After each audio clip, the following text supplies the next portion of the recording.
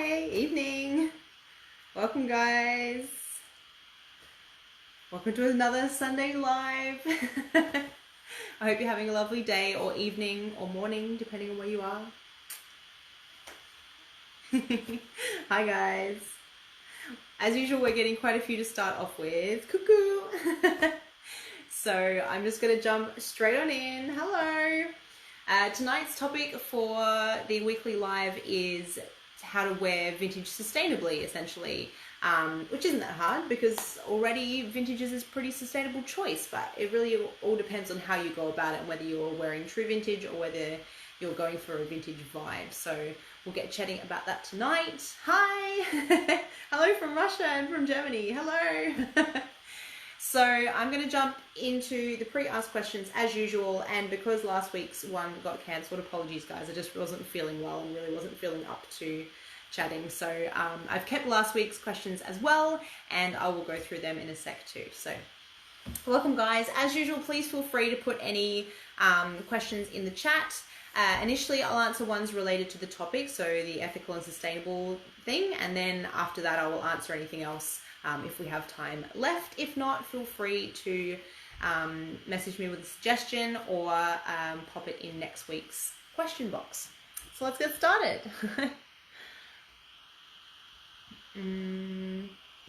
Okay, the first question is, what are your favorite ethical, sustainable brands?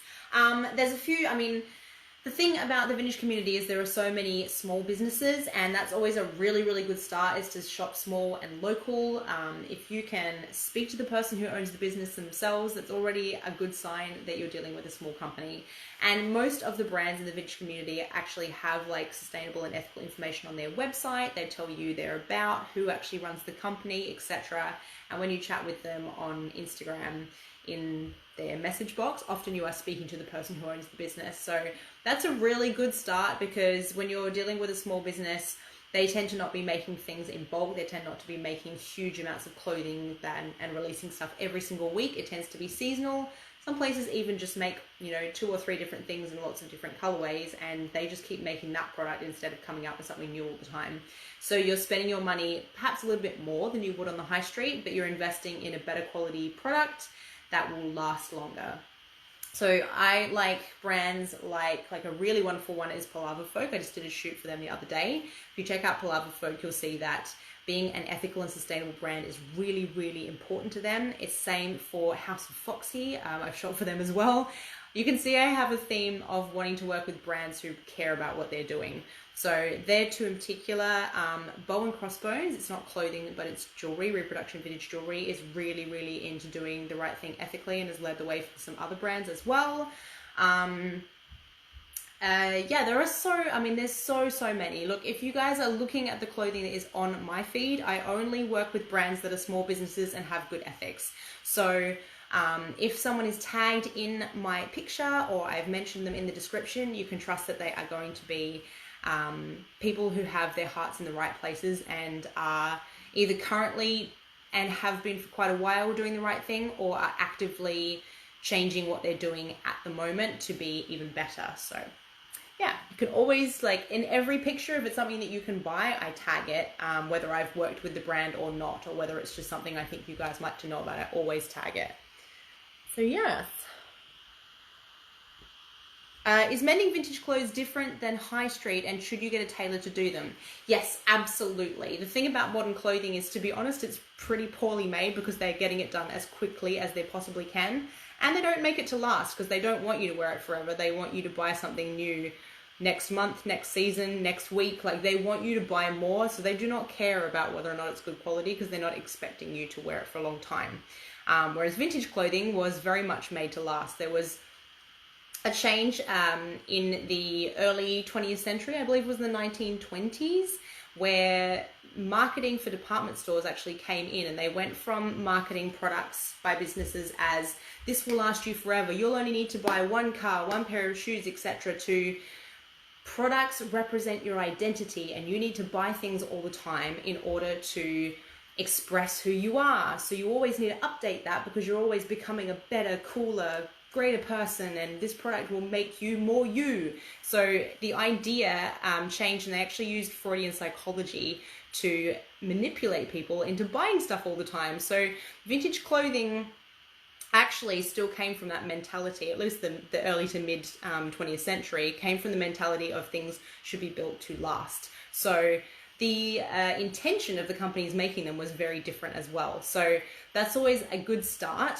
And then on top of that, things really were well tailored, and also the shape of the items was different. So you need to be dealing with someone who knows how to tailor for a mid-century look. And it's also different depending on the decade and even within the decade itself. In London, I recommend Splendid Stitches. Anna of Splendid Stitches really knows her stuff. She knows, you know, what stitches on the machine to use. She knows what kind of finishings for the seams and things you should be doing. She understands vintage fabrics that, you know, if you took a vintage fabric to a dry cleaner these days, most of the time they have no idea what that fabric is. They will take a guess and they will treat it like a modern fabric that seems to be an equivalent. So it really is important to take your vintage to people who know and understand vintage materials and also the structure of vintage garments. So yes, absolutely do get a tailor, or at least someone who knows, if they're not a professional tailor, if it's like someone that you're paying, perhaps a friend or something that really knows about vintage clothing, I'd say yes, that's very important. It's part of the investment in the piece. Well, that's my opinion, of course. I mean, you can do what you want in the end, but that's what I would recommend. Okay, for those of you who are just joining, hello, happy Sunday. Tonight's topic for the live is sustainable and ethical shopping within the vintage community, or is vintage a sustainable choice, which it most certainly is. It's always better to reuse before buying, and obviously if you're buying something vintage, it's kind of like the ultimate secondhand, right? It's been around for a long time. But I'm just answering the questions that have been asked in advance, and if you have any more questions or if you have something you want to say on the topic, feel free to pop it in the chat and I'll get to it towards the end. This one is a comment, so it's a big part of enjoying the vintage style, in my opinion. Absolutely, yeah. Appreciation of old pieces, appreciation of how well they were made, how beautifully they were structured, how long they've lasted, and the story in them are all things that I really cherish as well. And I think even if it's something you've not thought about before, you can take some pride in the fact that by dressing vintage, you are reusing items rather than contributing to more waste in the world. And unfortunately, high street purchases are very wasteful. Fashion is one of the most impactful industries in the world when it comes to the environment, and also when it comes to the treatment of the people that work in the industry. It's really bad, guys. It is well worth watching. There are some documentaries you can watch on it. I know there was a series on Netflix, and there's a doco on Netflix. Give me 1 second, I'm going to Google it. So documentary.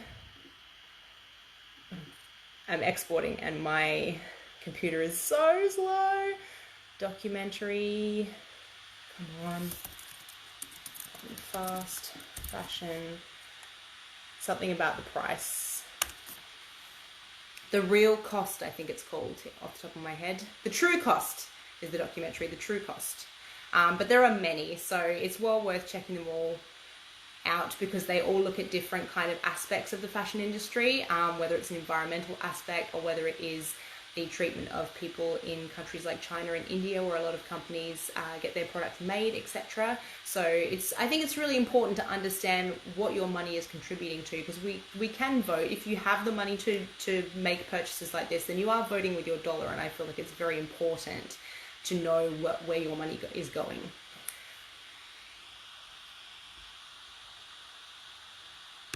A question in the comments is, do you buy from brands who do vintage style but the piece is actually new? I don't actually do that very often. When I'm shopping, because obviously I get sent a lot of free stuff, that's part of the job, but I only work with brands that are small business and have good ethics and care about the environment, and are either have been for a long time doing the right thing or are actively trying to improve the way that they do things. So anyone, like I had videos in the past with brands that I didn't realize weren't doing the right thing, and I've actually made those private on my YouTube because I don't want to be promoting them anymore. So like anything you see on my YouTube and on my Instagram is stuff that I feel good about promoting and that I feel confident that they're a good company. And if that changes, I will remove them from my Instagram and my YouTube. But when I do my own shopping and I spend my own money, I buy vintage and I try to thrift things and go to charity stores and buy stuff to save money, but also because it's a better choice for the environment. So yeah. All right, next question. This is not related to the topic, but have you ever visited New York City? Yes, I did. I visited in 2015 for a 1-week jazz workshop with the New York Jazz Academy. I made some absolutely lovely friends and I loved New York City so much. I can't wait to go back. This one is another comment and it says, don't buy clothes and accessories from brands like Shine who sell their products for a low price. Yeah, I have a video about that, about a company called Retro Stage on my YouTube, but companies like that actually tend to be subsidiaries of really big companies that own lots and lots of different brands that you often see popping up on Instagram, on Facebook, on Google on the side, and they tend to be selling vintage reproduction dresses for like 20 to 50 pounds, sometimes as low as like 10 pounds. They are almost always stolen designs. The pictures are actually pictures of the real designers and models. A lot of them are my friends, and they are using those pictures of the real thing to sell a far inferior product. So you're not actually purchasing what you think you are, and then when you get it, the product is awful, the material is terrible, the structure is really bad, and then when you try and call customer service and get a refund, suddenly you can't get in contact with anybody. So if you're ever going to shop with one of those brands, I highly recommend just researching the reviews. There's a whole bunch of websites. If you just Google like the brand review, it will give you like Trustpilot reviews and things like that, and you'll see very quickly how many people have problems with those brands and how much they misrepresent the products. But apart from that, they also use sweatshop labor and have terrible, terrible, terrible environmental practices. So I really encourage you not to purchase from those brands, despite how alluring the advertising can be. They're the worst kinds of businesses. Honestly, they're terrible. Okay, that is it for the questions from the last 24 hours. I'm just going to go and answer the questions from last week. Hi guys. I'm just going to scroll because I'm sure I've missed some. What's the best way to find a good tailor who understands vintage? I found Nano Splendid Stitches literally by Googling Vintage Tailor London, and that came up. But I guess like speak to people in the vintage community that are in your area, whether it be Facebook groups. There's so many great vintage Facebook groups. You can pop a post in there asking that question. And you know, even here, like in the comments, you never know if you pop your general area or the city that you're in, maybe someone here can suggest someone. But yeah, I mean, the first thing I always do is Google just exactly what I'm looking for and hope that maybe something comes up. Do you have a workout routine? If so, please share your secret. I get asked this quite a lot. No, and I get asked it no matter what size or shape I am. No, I don't have a particular workout routine. I like doing yoga, but the very kind of gentle, relaxing, stretching kind. And I do running intermittently. I'm not, my passion in life is videos and music, and that's where my priority is. And so sport often falls by the wayside, but there is no secret. This is just how I am. Keep crushing those goals. Well, that's really lovely. How do you wash rayon dresses from the 40s?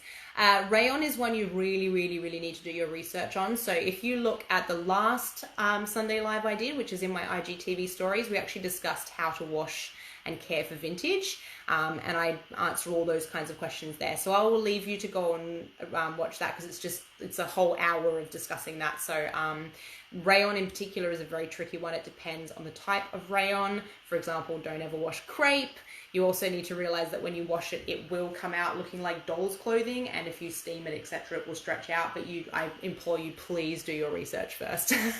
There are so many vintage materials that you should never, ever, ever put in water, and there are some vintage materials that you just won't be able to wash in any way, shape, or form. Basically, you're stuck with them as they are, and in a lot of cases, maybe it's not. If you're not a collector, maybe it's not the right item for you, despite how pretty it is. It might not be something you can actually wear or clean. So yeah, it is the sad fact sometimes of vintage. The last question is, any tips on sustainable but affordable underwear? This is not one I know about so much on the sustainable side, because I haven't really worked with many underwear brands at all.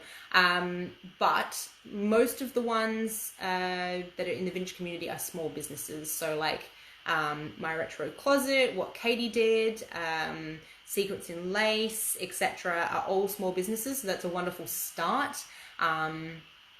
And then I would highly recommend just going onto their website and looking at the About Us section or the frequently asked questions, or sometimes they will have like an environmental footprint or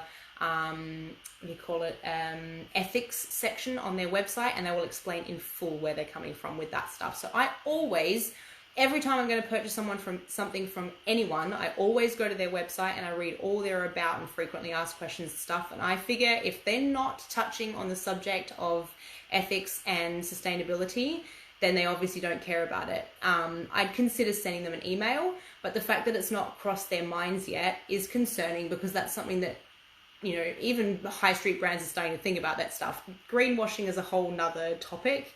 Basically, that's where they market being sustainable and ethical, but don't actually give a crap about it. They just want you to think they give a crap about it so that you keep buying their stuff because you've started caring about people and the environment, but they actually don't. So you've got to be very careful with high street brands. Greenwashing is the term. And if you type in something like H&M greenwashing, you'll find a ton of articles exposing them for doing that. So that's another thing to look into, is if it's a high street brand, basically if it's a high street brand, they can't be ethical and sustainable because they're too big. You can't be that big and not be using people and destroying the planet. It's a sad fact. That's why it's always safer to go with small business. Now, in saying this, I know, like, you know, I've been in the position too where not everybody has the luxury of making these choices. So I always say, do the best that you can. If thrifting is available to you, if buy, swap and sells are available to you, wonderful. If high street fashion is your only option, then you don't have to like beat yourself up about it. We're all human. We're all just trying to get through life and do the best that we can. And it is wonderful and important that as many people as possible can get on board with these things, but you don't have to feel like a bad person if this is not possible, you know? And I'm passionate about this, just like I'm passionate about veganism, but I'm not perfect. And the fact that I care about those things doesn't make me better than someone else. And there's things that other people are proactive about in terms of, you know, doing good deeds in life that, you know, check boxes that I don't check. So we all contribute in some way. And so I'm not trying to make you feel like you're doing the wrong thing per se. I'm just trying to give you some inspiration on how perhaps you can take a step or another step in a direction to do better. And if that's not possible at the moment, that's fine, you know? Hi from Turkey. Hi guys. I think I was talking about something else. Oh, underwear brands. So yeah, I would, if you're going to buy from an underwear brand, I mentioned a few back, so if you missed it, this will be saved in IGTV as normal. But yeah, just go and read the about sections and the frequently asked questions and see where they stand. And if you really want to buy from the company and they don't talk about that stuff, send them an email and just ask them the question, like, you know, where do you guys stand on the ethical and sustainable front? What are you actively doing to make less of an impact on the environment? And, you know, where are your clothes made? How do you care for your workers, etc.? There's nothing wrong with asking that question. And if they can't answer the question, then that's something to think about, you know, as a consumer. Why are they not thinking about these things? Why do they not care about these things? So, yeah. Yujitjin Carslan _ says, can you try cultural clothing style? Any national? I'm not sure what you mean. You mean to try clothing from different cultures? I'm always a little bit wary of doing that because of the whole cultural appropriation thing. I think times are changing and people are listening more to various minorities and people of color, etc., talking about how they feel when people wear their clothing. And I know some cultures embrace the idea of people sharing their culture and enjoying their culture as long as it is done in a respectful, engaged way that actually is genuinely taking an interest in the culture and not claiming it for their own or fetishizing it. But it is a very tricky area, you know. I think it's something that requires a lot of listening and discussion and understanding rather than just deciding to, you know, today I'm gonna dress, I don't know, I think like one in particular is, say, dressing in an Asian, or dare I say it, and I'm saying this because it's a phrase that people use, but like an Oriental style. I think it's very problematic because it's kind of lumping everybody into a category altogether who actually they're all different countries with different cultures, and it's by just phrasing it as Oriental, it's not acknowledging that, and it's also, again, fetishizing something that you don't understand, and you can easily offend people like that and take something that's really important and special away from them. So it's always something to discuss, I think, you know, just to make sure that you're not doing the wrong thing. That was a big tangent, but I feel like it's a very important topic. And I think in the vintage community, very much so, because in the mid-century, there was some real kind of influences, and I mean, the Asian influence thing, things like turbans, etc., were very popular, but without any real acknowledgement of where this kind of fashion style had been taken from, you know. And so I think these days, I'm not saying that you necessarily can't do things, but I think it's important to understand what you are doing before you just jump headlong into it.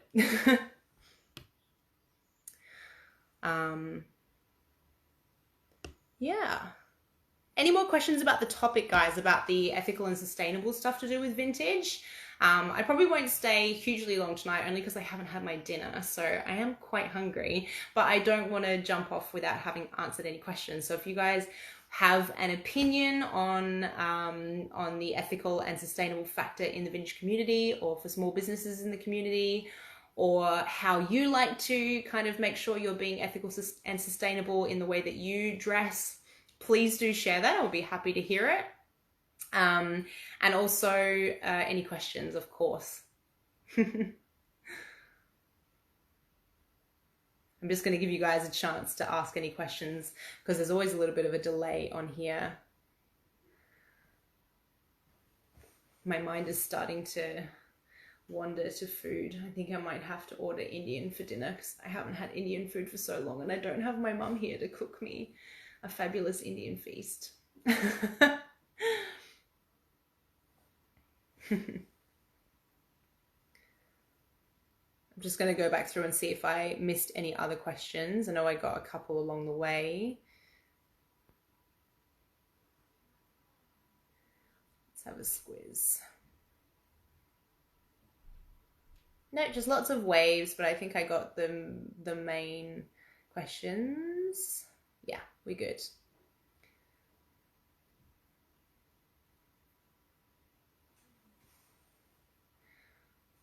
I have been buying new production vintage and need to stop. We've got a bit of an addiction to buying repro. It's hard. I mean, there's some really beautiful stuff out there. The good news is, as I said, that so many of the small businesses in the vintage community genuinely really do care about doing the right thing. So you might be surprised when you do a bit of research to find how many of them are very proactive about making sure they know who makes their clothing, what the conditions are like, and what kind of environmental impact it has, which is really good.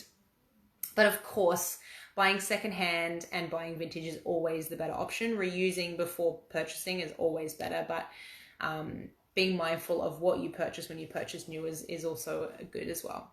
I'm trying to limit buying new clothing this year. Yeah, I know last year there was some really great like no buy September where you don't buy anything new at all for an entire month. And it's funny how like when you start getting on that train, you realize that it's kind of just an addictive thing that you're doing, like scrolling. Like I have a thing for sure where I scroll through eBay and I'm like, ooh, ooh, ooh. And then I watch them and then my phone's constantly telling me that they're about to end. And I get that like, oh, I have to buy it. And I get rushed into buying something. I think sometimes just like being like, I will not be buying. Do not favorite things on eBay and Etsy and on wish lists on sites that remind you, like just cut yourself off from the shopping mindset. Oh, Jade's on. Hi, darling. Jade from Scarlet Rage Vintage. Oh, thank you, darling. I would say that the vintage community are one of the most ethical as they are loving existing garments and accessories a lot of the time. Yes, exactly. I mean, reusing something that's 50, 60, 80 years old is like as good as it gets, right? The older it is and the more you're reusing it, the better. I can't find good new 50s dresses, but you know what? Like, I'm not sure where you're based, so I'm sure it very much depends on that, but eBay is chock-a-block full of 50s dresses, true vintage ones at very reasonable prices. I'm forever bidding on stuff that's really, really, really cheap because obviously on eBay, they start the bid really low, expecting that people will be fighting it out for the garment, but sometimes no one bids. And so you get it for the starting price of like 5 or 10 or 15 pounds, you know, so you can get some real bargains on there. It's just about the time that you spend trawling it to find them. I'm fortunate that I can sew a bit so I can make my own vintage inspired dresses, but it takes time. Lol. Yeah, I wish this was a talent I had. You're like, good on you for having spent the time in your life learning that skill, because I think it is so handy and it is such a wonderful way to be more sustainable and ethical about how you wear fashion, because obviously you know exactly who made it. And I think the taking the time thing, like at least some real love went into the garment, and maybe it slows down like how much new stuff you have all the time. It might be a good thing. I don't think it's necessarily a bad thing to have a smaller wardrobe of better quality pieces. We're just so used to constantly getting new stuff all the time. It is really hard to change the mindset on that, for sure. My measurements are hard for finding vintage items sometimes. Yeah, that can be the really difficult thing about vintage is that you're stuck with what is available. Really, you can't, unlike buying something that's new, you can't just be like, oh, these are my measurements, let's go and find the clothing out there. There's like only one of each of the vintage items, or maybe you'll be lucky and you'll find like a dead stock where they have it in different sizes. But yeah, it is tricky. That's why sometimes working with a vintage dealer like Jade, Scarlet Rage Vintage, who's in the chat, you can become a client and actually say like, these are my measurements, this is the type of stuff I like, and the vintage dealer will actually keep you in mind when they shop, or they might already have stuff in their collection that they haven't posted yet, and they can be like, oh cool, you know, actually I have this and this that you might like. You are going to spend the money for that because you're paying for someone's skill and their time, but it does mean that, you know, you're not having to spend hours, months, years looking for things. You're gonna find it very quickly because they know their stuff. So that's something to consider, you know, maybe getting to know some vintage dealers and developing a relationship with them so they can help you find some vintage, because there is vintage for all sizes out there. It's just, unfortunately, some sizes are trickier to get hold of than others. So yeah.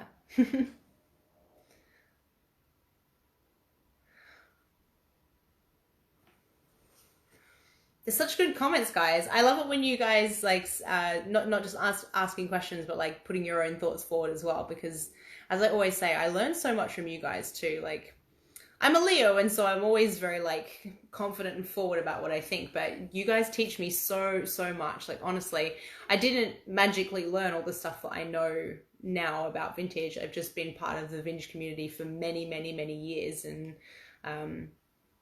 it means that I have learnt things from the community, and then I've shared things and they've shared things back. It's great.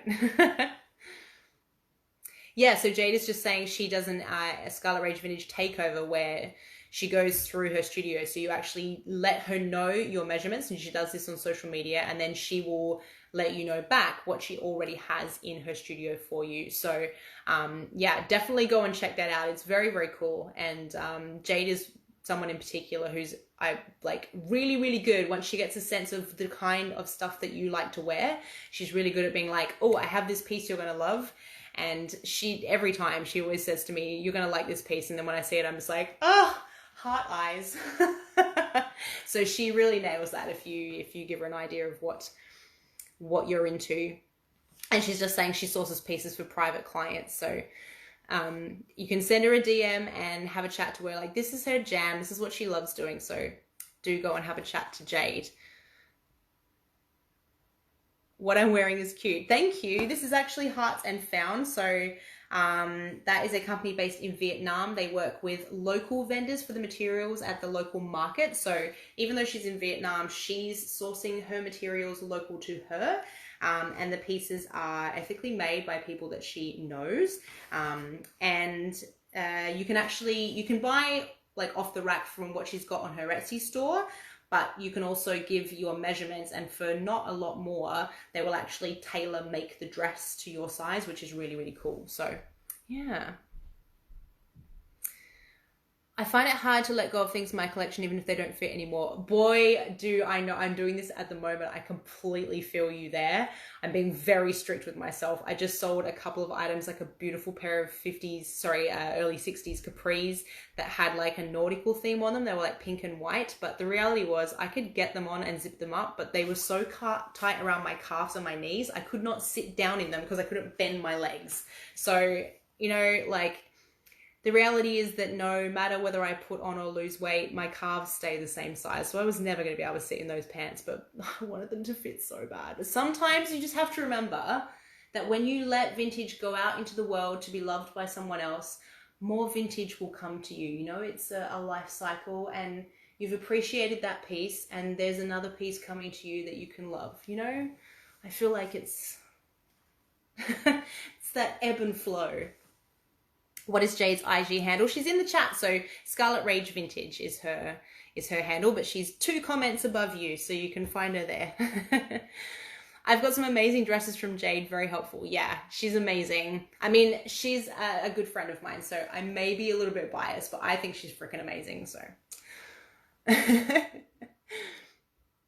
All right, guys, I won't stay too much longer because I am hungry, and I know that eventually the restaurant will stop delivering. I don't think they deliver past 10 o'clock, so I'm gonna go and have something to eat, have my Sunday night dinner, because I've been editing a video that I'll be sharing with you guys very soon on my IGTV, an exciting collaboration with very talented Melbourne musicians, so keep your eyes peeled. And if you want more music stuff, it's on my YouTube, and it's also one of the perks on my Patreon if you haven't checked that out. So yeah, do go and have a look.